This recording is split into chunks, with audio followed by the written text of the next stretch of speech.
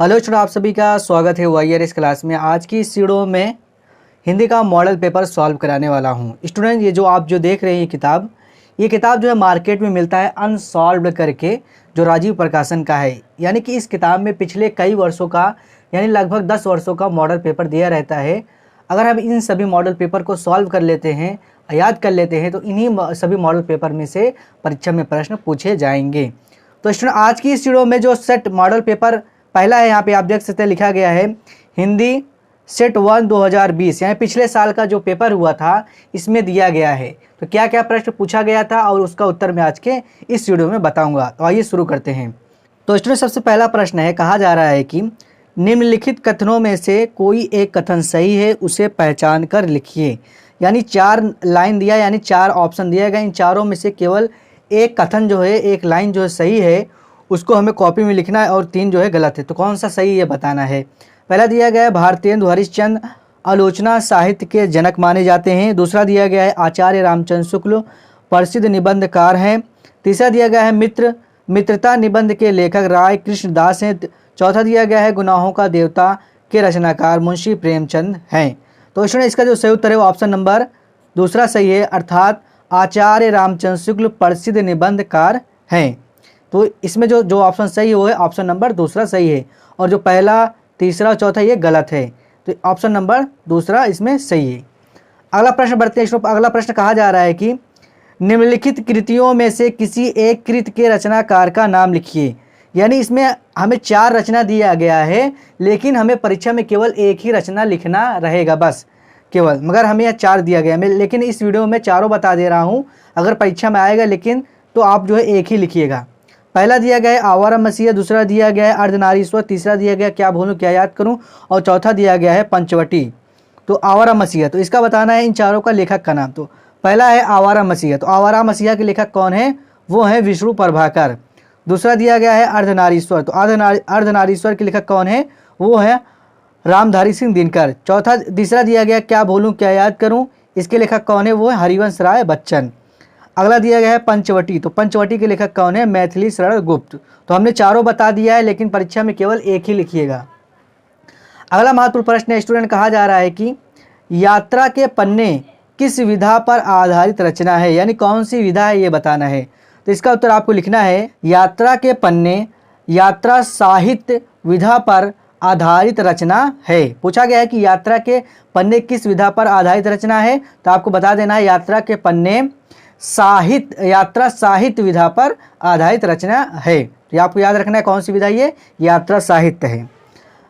अगला प्रश्न है, अगर स्टूडेंट ये वाला पूछ ले कि अगर इस तरह से पूछ ले कि यात्रा के पन्ने के लेखक कौन है, तो आपको बता देना है राहुल सांस्कृत्यायन। अगर पूछे कि कौन सी विधा है, तो आपको बता देना है यात्रा साहित्य। ये भी याद रखिएगा कि यात्रा के पन्ने के लेखक कौन है, तो आपको बता देना है राहुल सांस्कृत्यायन। अगला प्रश्न है स्टूडेंट, कहा जा रहा है कि सरस्वती पत्रिका किस युग में प्रकाशित हुई। यानी जो सरस्वती पत्रिका है ये किस युग में प्रकाशित हुई, ये लिखना है। ये स्टूडेंट ये वाला प्रश्न और ये वाला प्रश्न, ये सभी ऊपर के जितने प्रश्न हैं सब 1-1 नंबर के हैं। पूछ रहा है कि सरस्वती पत्रिका किस युग में प्रकाशित हुई, तो इसका उत्तर हम इस तरह से लिखेंगे, सरस्वती पत्रिका द्विवेदी युग में प्रकाशित हुई। किस युग में प्रकाशित हुई, तो आपको बता देना है द्विवेदी युग में। तो उत्तर इस तरह से लिखना है, सरस्वती पत्रिका द्विवेदी युग में प्रकाशित हुआ या फिर हुई। इस तरह से लिखेंगे तो हमारा जो है उत्तर कंप्लीट हो जाएगा।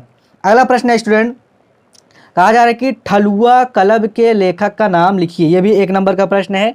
यानी जो ठलुआ कलब है जो रचना है, इसके लेखक का नाम लिखना है।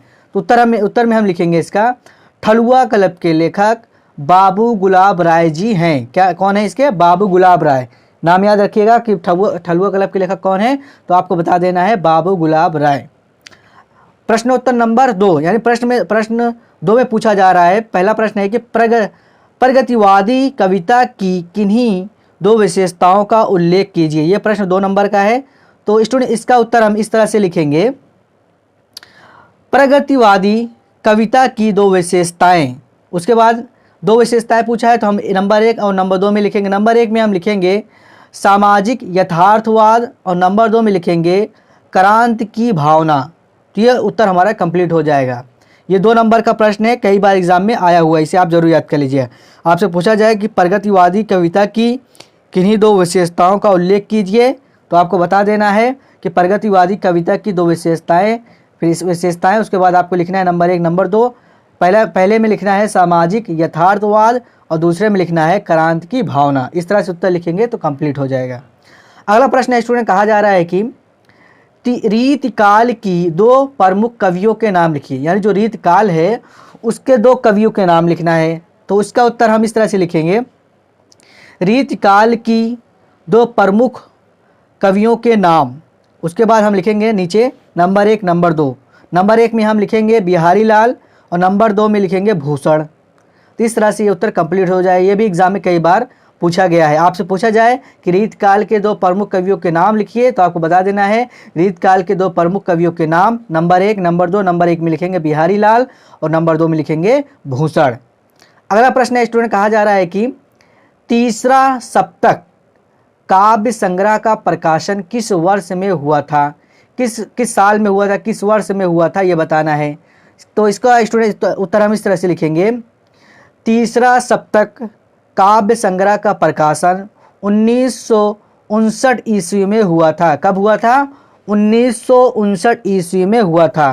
तो उत्तर में आपको लिखना है, प्रश्न इस तरह से पूछा जाए, तीसरा सप्तक काव्य संग्रह का प्रकाशन किस वर्ष में हुआ था, तो आपको बता देना है तीसरा सप्तक काव्य संग्रह का प्रकाशन सन 1959 ईस्वी में हुआ था। इस तरह से उत्तर कंप्लीट हो जाएगा।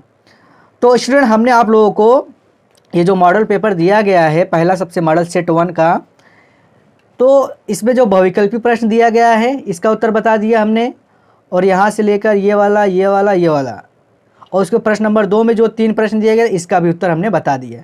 तो ये सभी प्रश्न वेरी इंपॉर्टेंट हैं, सभी प्रश्न याद कर लीजिएगा, क्योंकि कोई भी प्रश्न परीक्षा में पूछा जा सकता है। तो कल की वीडियो में स्टूडेंट हम आप लोगों को ये जो प्रश्न नंबर 3 दिया गया है इस मॉडल पेपर में, सेट 1 2020 का जो मॉडल पेपर है, इस जो प्रश्न नंबर 3 दिया गया है, निम्नांकित गद्यांशों में से किसी एक के नीचे दिए गए प्रश्नों के उत्तर दीजिए। मतलब ये संदर्भ दिया गया है, इस संदर्भ को हमें कैसे लिखना है, ये किस पार्ट का है, ये सब सारी चीज़ें मैं अगली वीडियो में बताऊंगा। और अगला दिया गया है प्रश्न उत्तर नंबर 4 में, प्रश्न 4 में दिया गया है कि निम्नलिखित पद्यांशों में से किसी एक पद्यांश की संदर्भ सहित व्याख्या कीजिए। और व्याख्या कैसे करना है, पद्यांश वाला, कविता वाला, इसको भी मैं अगले वीडियो में बताऊंगा। तो स्टूडेंट, जितने भी प्रश्न हमने इस वीडियो में बताए हैं उत्तर सहित, उसको कॉपी में लिख लीजिएगा और ज़रूर से ज़रूर याद कर लीजिएगा। तो और जो है अगली वीडियो में प्रश्नोत्तर नंबर 3, या जो प्रश्न 3 दिया गया इसका पूरा अच्छे से बताऊंगा, किस तरह से आपको लिखना है, किस तरह से आपको लिखा जाता है परीक्षा में। और प्रश्नोत्तर नंबर जो 4 दिया है, प्रश्न 4 दिया गया है पद्यांश 2 दिया जाता है परीक्षा में, और कैसे लिखना है वो सारी चीज़ें मैं बताऊंगा कल की वीडियो में। तो उम्मीद करता हूँ आप लोगों को यह वीडियो पसंद आया होगा।